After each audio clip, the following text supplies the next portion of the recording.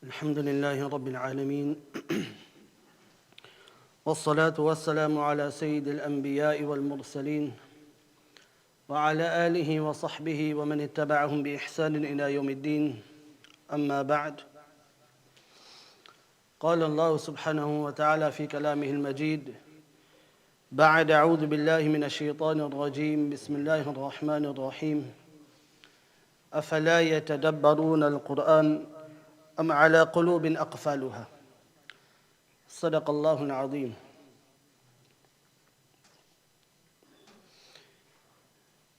Dear elders, brothers, listeners, Allah subhanahu wa ta'ala has given virtue to some months over others, some days over other days, and some times over other times. For example, from the days of the week, Allah subhanahu wa ta'ala has given the most virtue to Yawm al-Jummah, the Friday. And there are specific times on Friday also which are more virtuous than others. Rasulullah sallallahu alayhi wa sallam has also given some nights virtue over other nights, some days virtues and his superiority over other days.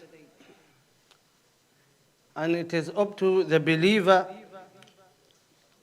to be aware of when these virtuous and beneficial times are and to benefit from them.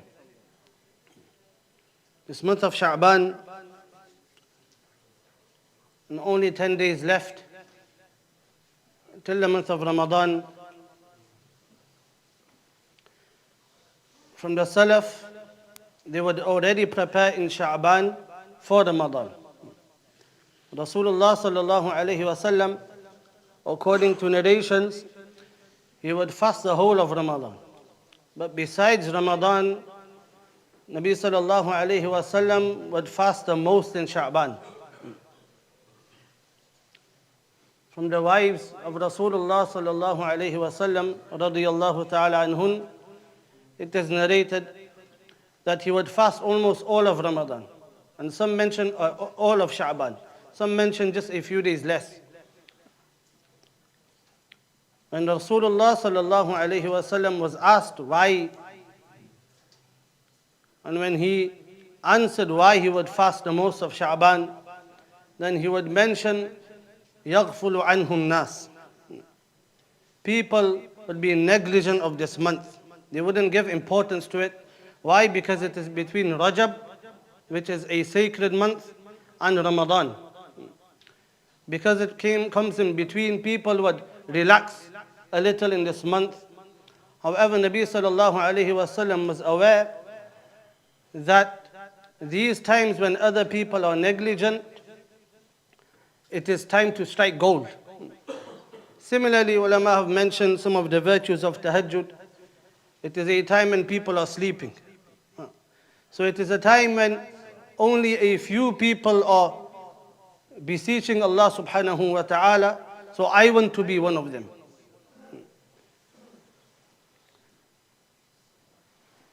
The second reason Nabi sallallahu alayhi wa sallam mentioned is that in Sha'ban, our deeds are lifted to Allah subhanahu wa ta'ala. So for these two reasons, Nabi sallallahu alayhi wa sallam would exert effort in Sha'ban. Others also mention other reasons, logical reasons. One is that if we were to start or begin fasting in Ramadan, the first of Ramadan, and prior to Ramadan, we never gained any momentum in reciting the Quran. So when the first few days will start, we will still be going into our first gear, and we will waste very, very beneficial moments. We will waste very beneficial moments. So ulama have mentioned that Nabi sallallahu alayhi wa sallam would begin fasting already in Sha'ban. So the Nabi sallallahu alayhi wa sallam would fast every month anyway. However, fasting most of the month So when Ramadan starts, then it is easy. There is no worry about how the physical toll of fasting will be in Ramadan. It will not affect the performance of a believer. It is also important that we also take lesson from this. That if you cannot fast, obviously, if you are working and you will be tired if you fast, if you don't get tired, a different issue. Then a person should fast on the days he has off. In Sha'ban, a person should fast in the days that they are off so their body is ready. And it is more important for our children, for those who maybe fasting is not fard, but they are of an age past 7, past 10, where they need to become used to fasting. They need to get into a routine. Just like Salah, Nabi sallallahu alayhi wasallam would advise that children who are 7, then they should be encouraged to perform Salah. Just like this, they should be encouraged to fast. However, if we expect a 7 or a 10-year-old to begin fasting on a school day for the first time, then you're asking for trouble. And you will see that there will be complaints that your child is tired, he is too young, why is he fasting? So even our children in Sha'ban, one is it is a sunnah of Rasulullah sallallahu alayhi wasallam to fast more in Sha'ban. That is more important.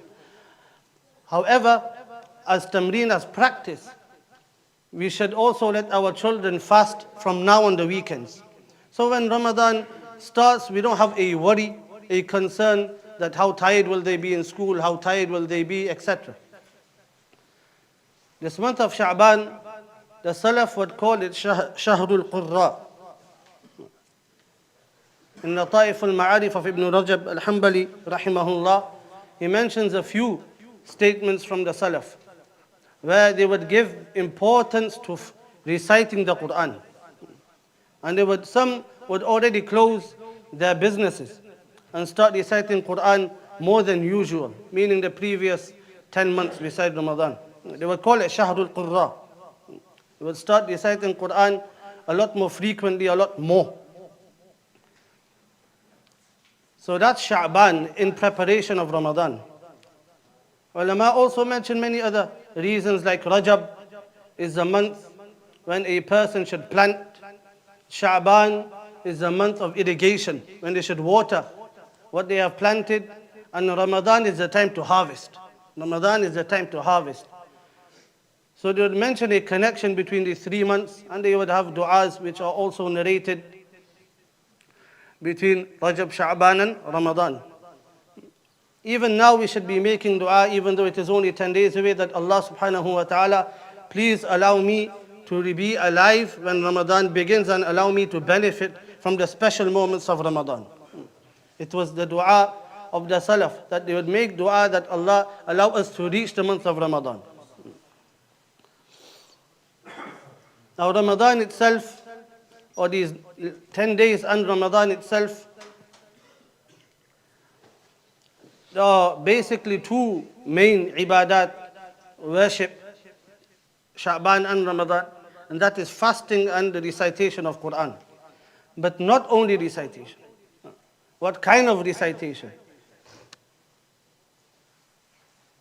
We should ponder over our connection to the Quran. Our connection to the Quran. So when reading, and it is beneficial to read the lives of those pious predecessors who were in the time of Nabi sallallahu alaihi wasallam's life, and the Sahaba's life, and the Tabi'in's life, and the Tab'u Tabi'in's life. We should read their lives. Why?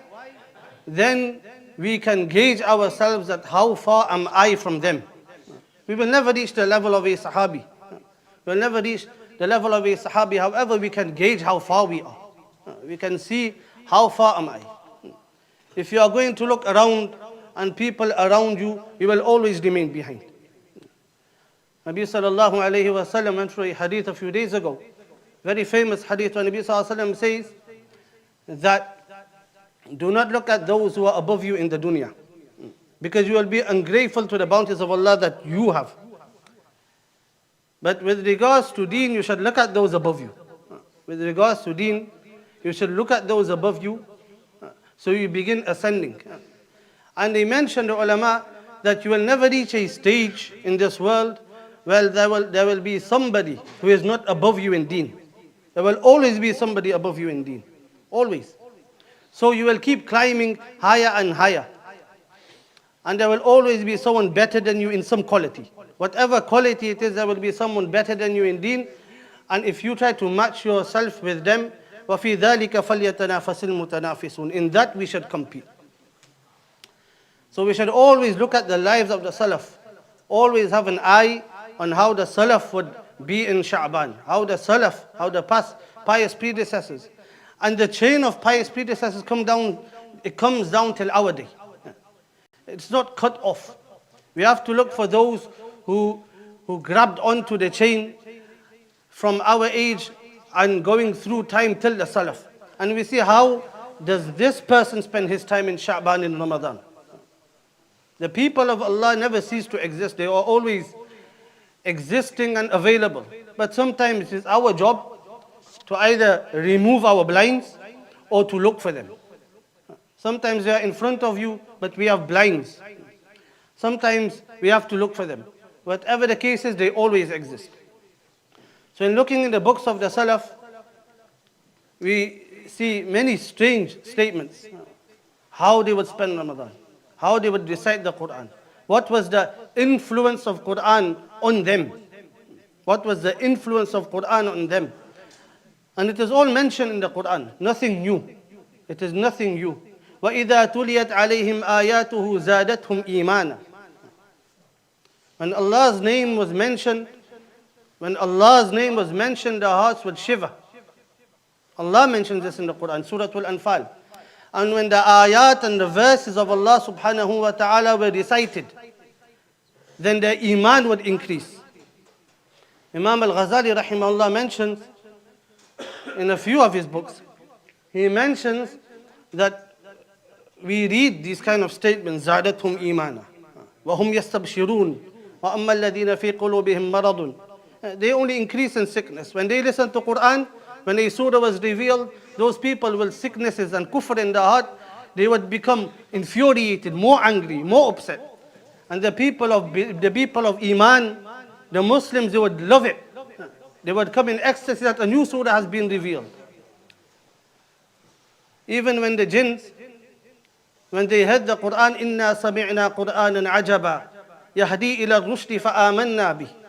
When the jinns listened to the Quran, they said, we have heard an amazing speech. Amazing speech. يَهْدِي إِلَى الرُّشْدِ. That it guides, it takes us towards guidance, towards good. So we believe in it. It would create a movement in the heart, which would then appear on the outer body, where they would begin crying, so much that the beards would become wet. This was the state of believers and people who were still to accept Islam. Even the non-Muslim, the enemies of Rasulullah sallallahu alaihi wasallam, not anybody, the enemies of Rasulullah sallallahu alaihi wasallam, Utbah for example, when he would come into the company of Rasulullah sallallahu alaihi wasallam to talk about issues, matters, negotiation between Kufr, Iman, and Nabi sallallahu alaihi wasallam recited Hamim Sajda to him, he was amazed. When he returned to Abu Jahl, etc., they would say he's come back with a different face than what he went with. And Nabi sallallahu alayhi wa sallam sent Mus'ab ibn Umayr radiyallahu ta'ala anhu. He sent him to Medina to teach the people of Medina before he himself arrives there, sallallahu alayhi wa sallam. Mus'ab ibn Umayr. He stayed at the house of a Sahabi called As'ad ibn Zurara. So obviously, a Muslim in a new area, he will have a lot of enemies. So one of them was Usayd ibn Hudayr. And Usayd ibn Hudayr heard that this person is reciting Quran and our women folk and our children and our people are being influenced by this person. Let me approach him. Let me stop him from reciting. Let me stop him from preaching. So he came to Mus'ab ibn Umayr. Mus'ab ibn Umayr was not old, he was young. But he was a Sahabi who sacrificed for Islam and was sent to Medina for the sake of teaching Quran, teaching Islam. Mus'ab ibn Umayr, this person came with animosity, Usayd ibn Hudayr. came with anger. Usayd ibn Humayr looked at him and he said, look, Mus'ab ibn Umayr radiallahu ta'ala asked him, can I recite some ayat to you, some verses to you? Can I recite some verses to you? Nothing great. You just let me recite some verses to you. If you like it, good. If you don't like it, you can do what you want. He said, okay, no problem, it's fair.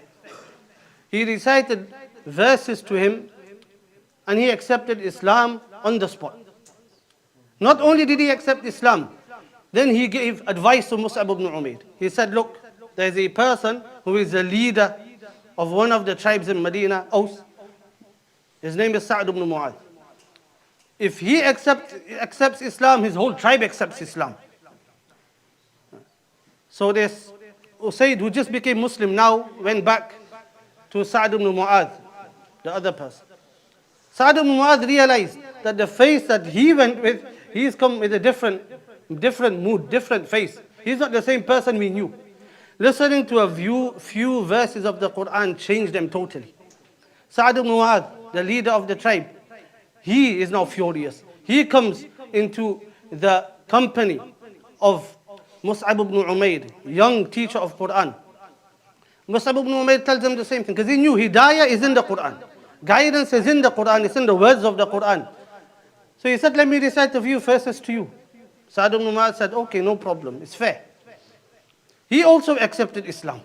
He went back and his whole nation, his whole tribe, after listening to a few words of encouragement, they all accepted Islam.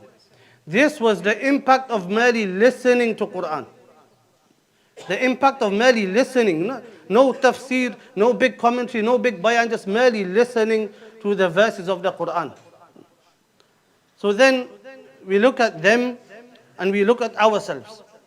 Look at them and we look at ourselves. And then we see our condition. Recitation is a separate issue. We only talk about listening to the Quran. So where we listen to the Quran, the most obvious place is in the masjid, in the salah.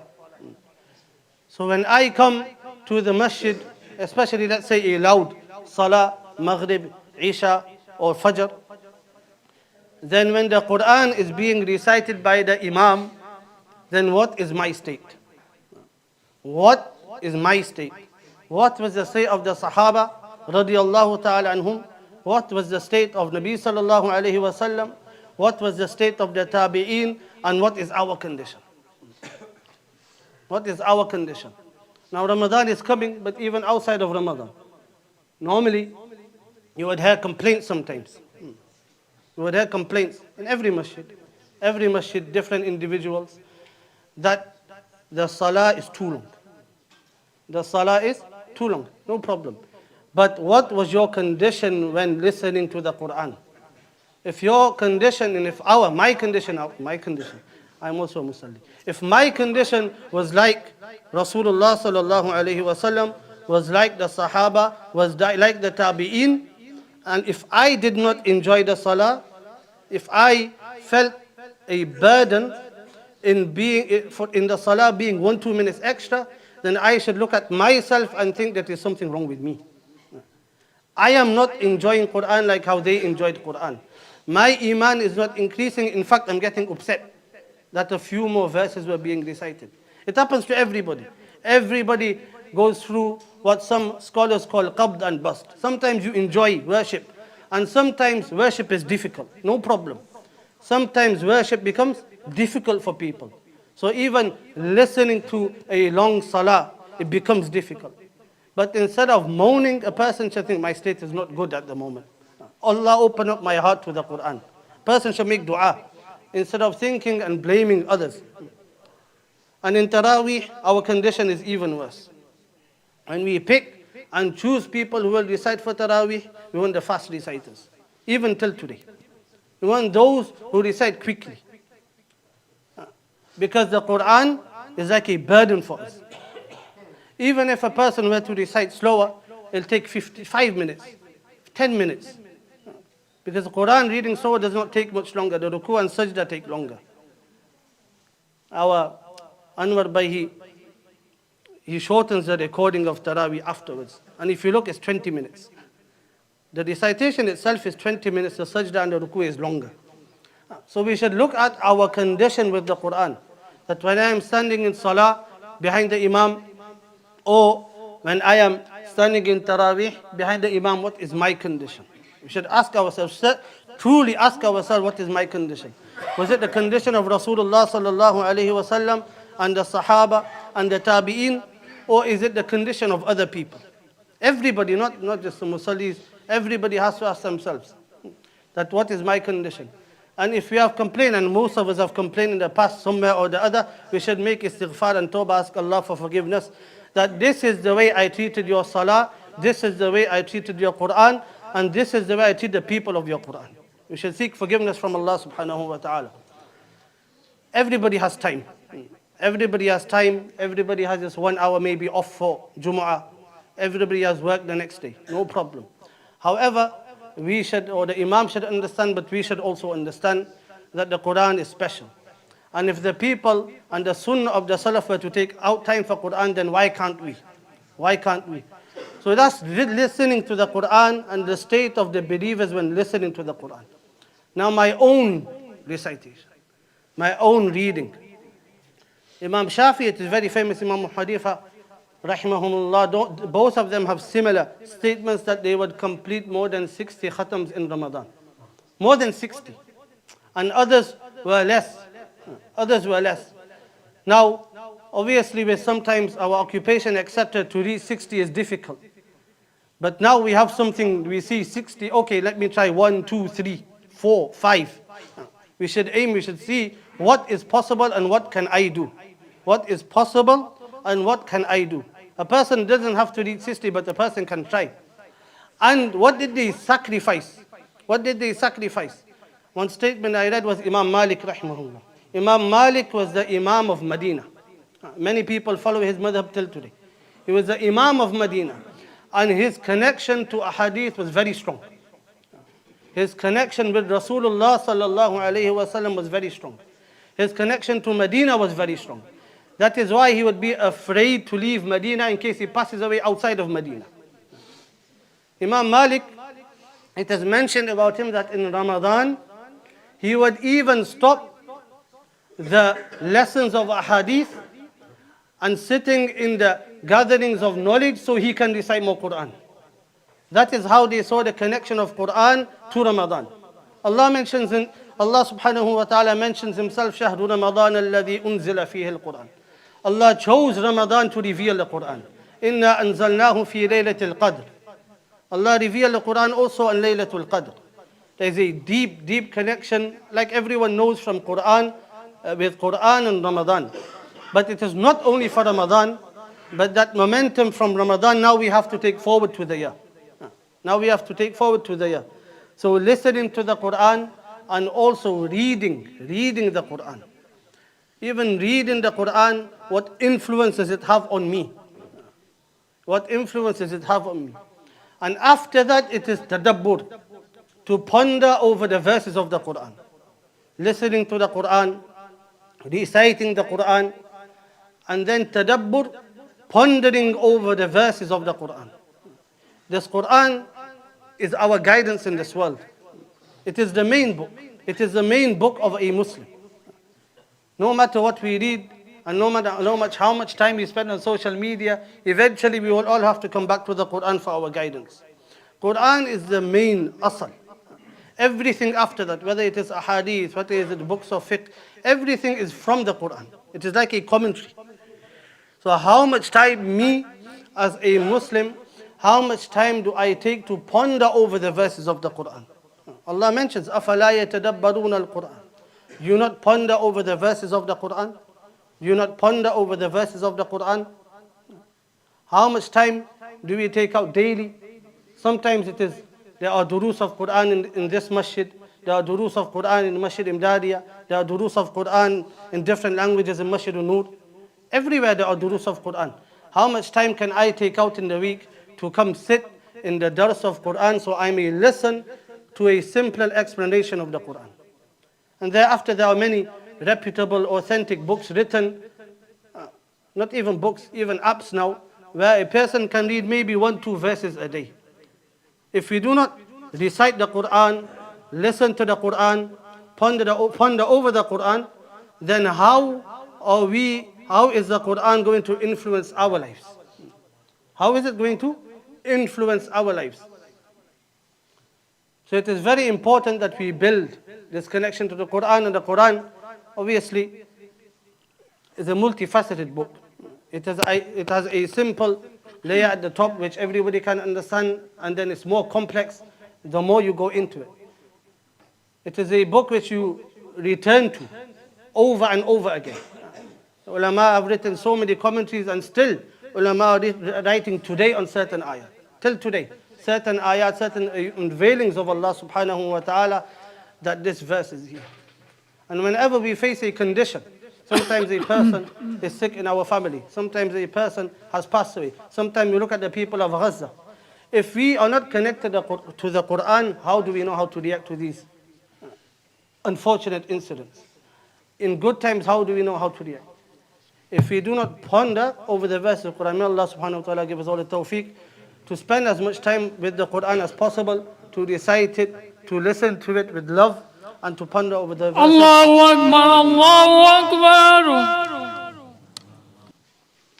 بسم الله الرحمن الرحيم الحمد لله نحمده ونستعينه ونستغفره ونؤمن به ونتوكل عليه نعوذ بالله من شرور أنفسنا ومن سيئات أعمالنا نعوذ بالله من شرور أنفسنا ومن سيئات أعمالنا نعوذ بالله من شرور أنفسنا ومن سيئات أعمالنا من يهد الله فلا مضل له ومن يضلل فلا هادي له نشهد أن لا إله إلا الله وحده لا شريك له نشهد أن سيدنا وحبيبنا ومولانا محمدا عبده ورسوله أرسله الله تعالى إلى كافة الناس بشيرا ونذيرا وداعيا إلى الله بإذنه وسراجا منيرا أما بعد فأعوذ بالله من الشيطان الرجيم بسم الله الرحمن الرحيم يا أيها الذين آمنوا كتب عليكم الصيام كما كتب على الذين من قبلكم لعلكم تتقون صدق الله مولانا العظيم صدق رسوله النبي الكريم نحن على ذلك من الشاهدين والشاكرين والحمد لله رب العالمين إن الله وملائكته يصلون على النبي يا أيها الذين آمنوا صلوا عليه وسلموا تسليما اللهم صل وسلم وبارك على سيدنا وحبيبنا ومولانا محمد النبي الأمي الهاشمي وعلى آله وأصحابه وأزواجه وذرياته وأهل بيته وأهل طاعته وعلماء أمته أجمعين إلى يوم الدين اللہ کے رسول صلی اللہ علیہ وسلم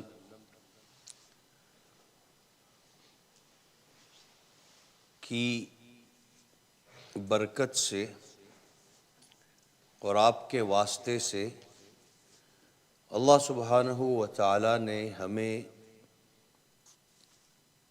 ایک بہترین دین اور شریعت عطا فرمائی اور آپ ہی کی برکت سے اللہ سبحانہ و تعالیٰ نے زندگی گزارنے کا ایک سلیقہ اور ڈھنگ عطا فرمایا۔ ہم اگر غور کریں جو کلمہ ہم پڑھتے ہیں جس کے دو حصے ہیں، پہلا حصہ ہے لا الہ الا اللہ،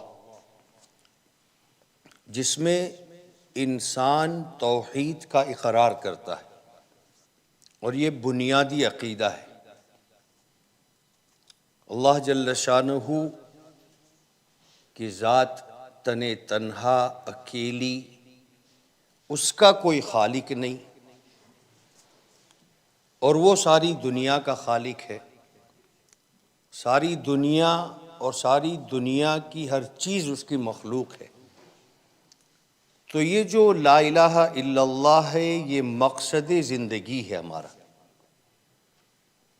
یہ آبجیکٹ ہے ہمارا، مقصد زندگی۔ اس مقصد زندگی تک صحیح پہنچے اور اس کو صحیح ہم نباہ کر سکے، اس کو صحیح ہم گزار سکے، اس کے لیے ہے محمد الرسول اللہ صلی اللہ علیہ وسلم۔ طرز زندگی محمد الرسول اللہ، لائف سٹائل محمد الرسول اللہ، جس کو ہم نے اپنا آئیڈیل مان کر اس کو فالو کرنا ہے، محمد الرسول اللہ۔ یہ دو ٹکڑے ہیں کلمے کے۔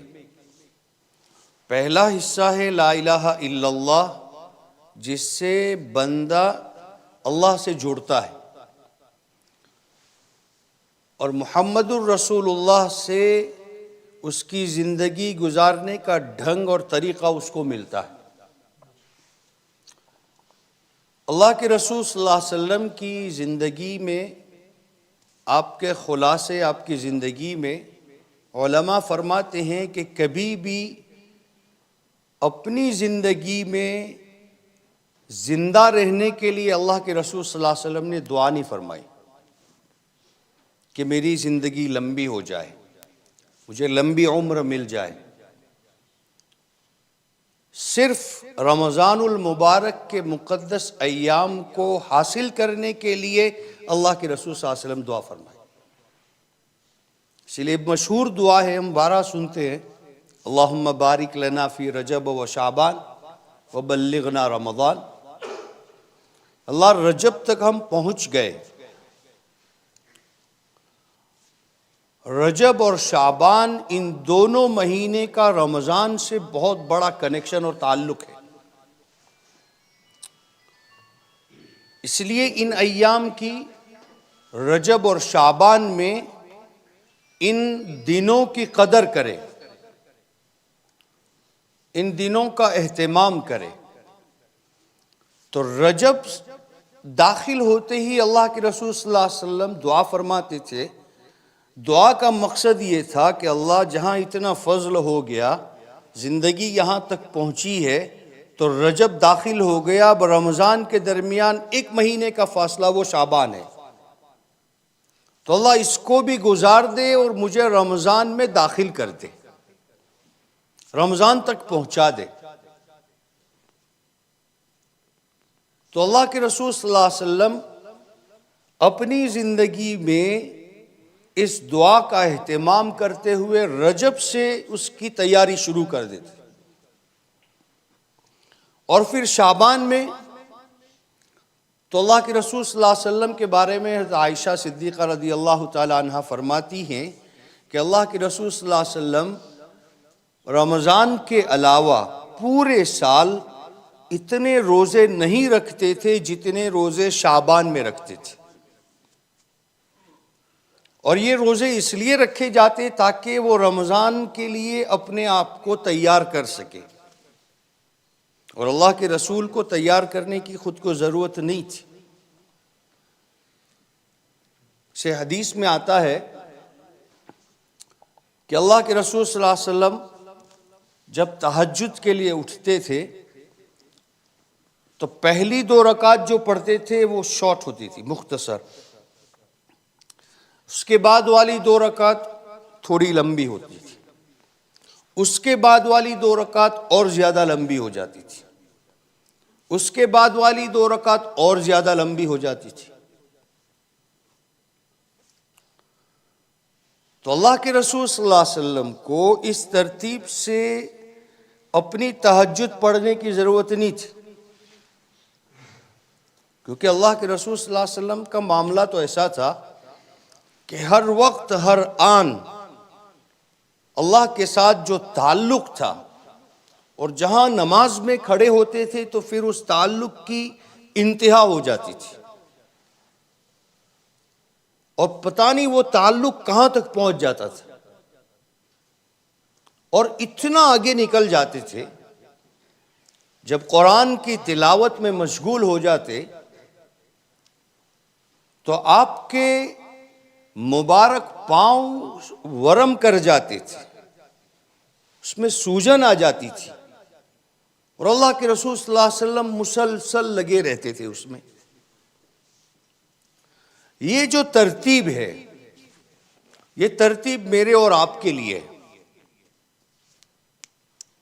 ہمیں آنے والے اس مقدس مہینے کی تیاری کرنے کے لیے، اپنے آپ کو پریپیئر کرنے کے لیے اللہ کے رسول صلی اللہ علیہ وسلم جیسی عظیم ہستی رجب سے اپنے آپ کو پریپیئر کرتے تھے، تو ہمیں اس مقدس مہمان کے لیے کتنے مہینے پہلے سے پریپیئر کرنا ہوگا اور کتنے مہینے پہلے سے پریپیئر کرنا چاہیے؟ ترتیب سمجھے. یہ جو فرض نماز ہے، ہم میں سے اکثر اس وقت آیا ہے اپنے کام سے، اپنے جاب سے، اپنے آفس سے، اور اس کا ذہن، دل، دماغ اپنے کام کے ساتھ اٹکا ہوا ہے، اور اس کو فکر ہے کہ نماز کے بعد مجھے واپس جانا ہے جاب پر.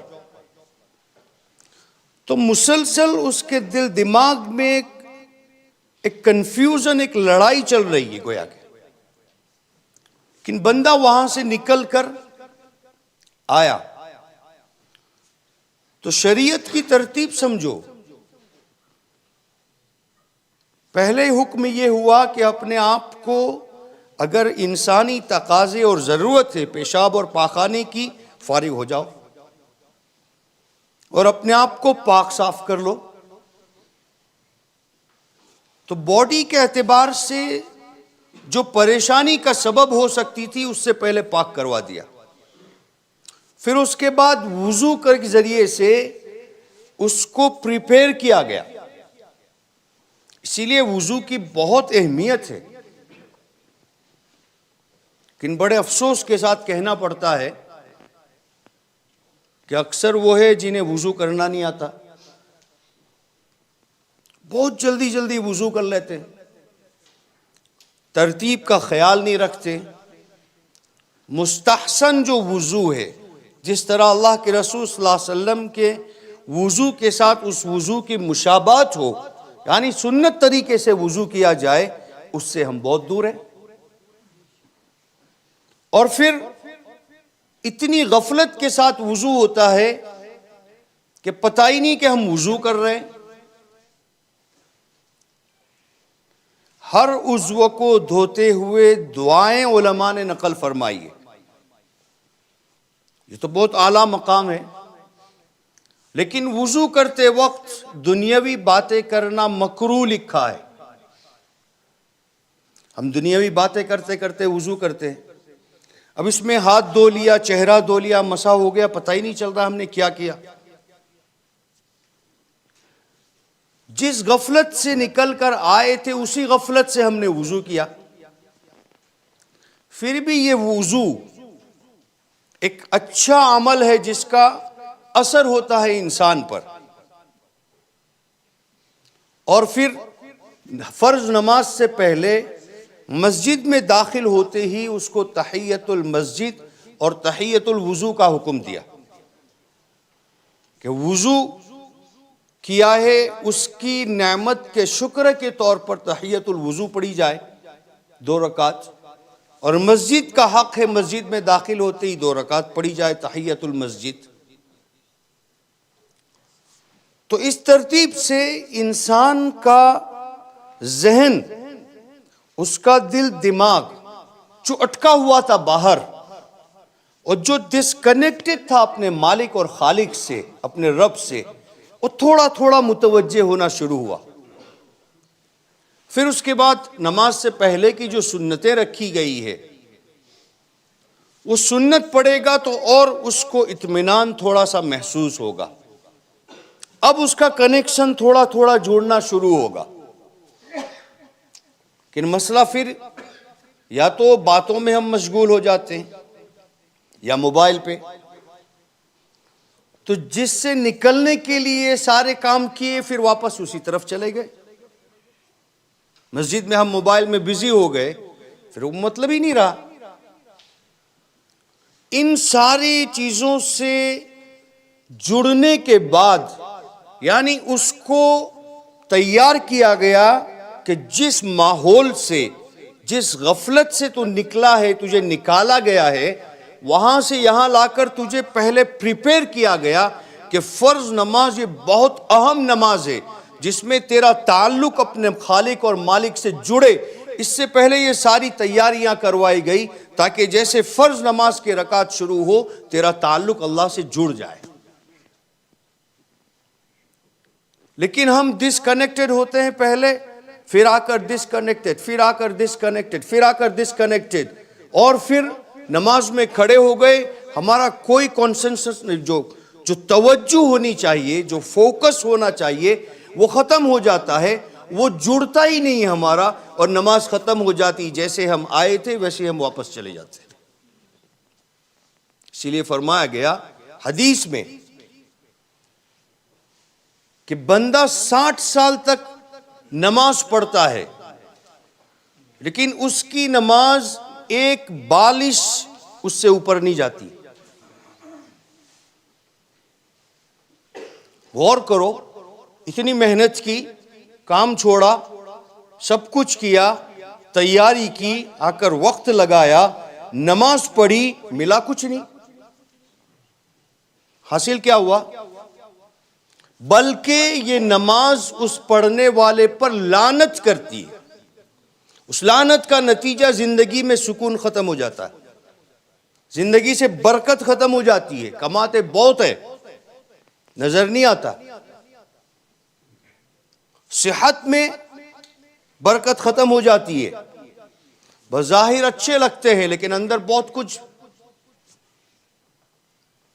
تو یہ حرکتیں، تو فرض نماز ایک فرض ہے اللہ کی طرف سے، یہ اتنا اہم فریضہ ہے. تو اس سے پہلے انسان کو تیار کرنے کے لیے ان سب مرحلوں سے گزارا گیا تاکہ فرض کے لیے جب یہ کھڑا ہو تو وہ اطمینان اور سکون کے ساتھ اس طرح کھڑا ہو کہ وہ اپنے آپ کو اللہ سے جوڑ سکے. 4 رکعت فرض نماز میں ہم سب کا حال یہ ہے کہ شاید 1 سیکنڈ کے لیے بھی اللہ سے ہمارا کنیکشن ہوتا ہے، 2 سیکنڈ کے لیے. اور زندگی کا 1 سجدہ اگر ایسا مل جائے جس میں اللہ کو یاد کیا جائے اس طریقے سے اور اس تعلق کے ساتھ جیسے اللہ چاہتا ہے، تو ساری زندگی کی نماز اللہ مقبول کر لے گا. لیکن اس فرض کے پر آنے سے پہلے، لانے سے پہلے اتنے سارے پریپریشن کروائے گئے. وضو اہتمام سے، اس میں سنتوں کا اہتمام، مستحبات تک کی تعلیم دی گئی. کیا کیا چیزیں مستحب ہے، پھر کون کون سی چیزیں جو مکروہ ہے وضو میں، ان سے روکا گیا کہ ان ساری چیزوں کو نہ کیا جائے. پھر وضو کے بعد مسجد میں داخل ہونے کے بعد کیا کیا کیا جانا چاہیے، اور پھر اپنی نماز سے فارغ ہونے کے بعد فرض کا جو انتظار ہے وہ یہ فرمایا گیا کہ بندہ جو بیٹھ کر مسجد میں انتظار کر رہا ہے وہ گویا کہ نماز میں ہے،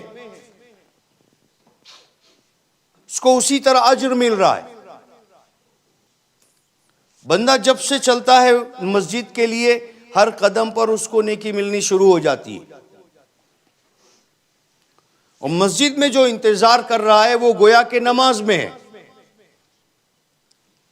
اب ہم اس درمیان میں بات کر کے، موبائل پر جا کر کے، میسیجز کے پر جا کر کے، اور چیزوں میں لغویات میں مشغول ہو کر کے اپنے آپ کو جو جوڑنا ہے جس سے نکل کر ہم آئے ہیں، پھر اسی میں ہم مشغول ہو گئے. تو پھر جب ہم نماز کے لیے کھڑے ہوں گے تو ہم جیسے تھے ویسی نماز کے لیے کھڑے ہو گئے.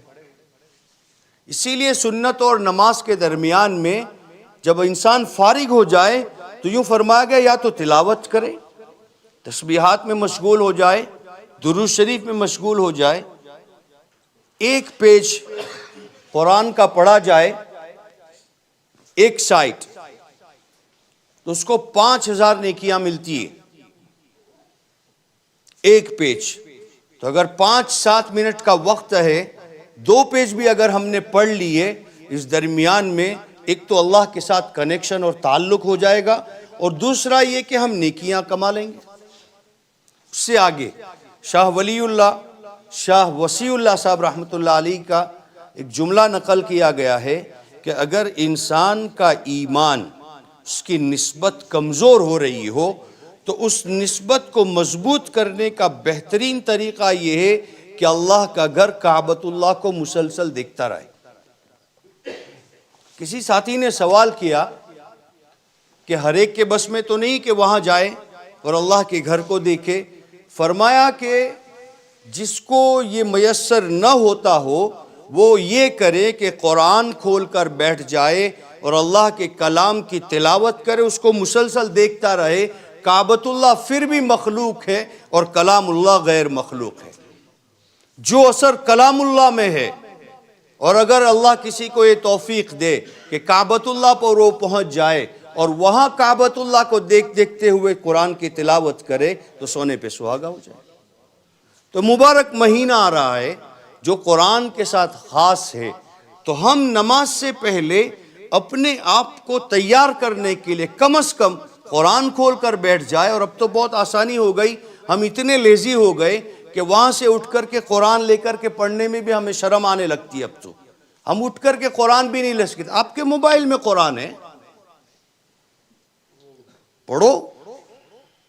ہم اتنا نہیں کر سکتے کہ وہاں سے قرآن اٹھائے، تو موبائل میں تو قرآن ہے، اور نہیں آتا ہے تو پڑھنا سیکھو۔ وہ بھی نہیں کر سکتے، کم از کم قرآن پر سے گزرو، اس کو دیکھو، اس پر سے گزرو۔ نہیں پڑھنا آتا ہے کوئی مسئلہ نہیں ہے، اس پر انگلیاں پھیرتے جاؤ، اس کو دیکھتے جاؤ، اس کی جو نسبت ملے گی وہ محسوس کریں گے۔ کچھ مدت کے بعد اللہ اس بات کی طرف لے جائے گا تمہیں کہ قرآن بھی پڑھنا آ جائے گا۔ یہ قرآن کا معجزہ ہے، جو قرآن سے محبت کرتا ہے اللہ تعالیٰ اس کو لے جاتا ہے۔